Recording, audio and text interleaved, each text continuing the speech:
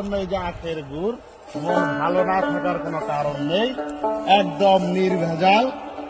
এই যে এইটাই আখের, এখানেই তৈরি হলো এরকম একদম পিওর গুড়। আমি নিজে উপস্থিত থেকে এটা দেখেছি, খাচ্ছি, আপনাদেরকেও দিব ইনশাল্লাহ। গ্রামের বাজারের সাথে যুক্ত থাকেন আর দ্রুত অর্ডার করেন। একদম এই রমজান মাস চিনিতে কোনো উপকার নাই, এটা 99% হোয়াইট পয়জন যেটাকে বলে। তাই আশা করি এই রমজানের শরবতের সাথে বিভিন্ন মিষ্টি জাতীয় খাবারের সাথে অবশ্যই ভেজাল মুক্ত আখের গুড় খান।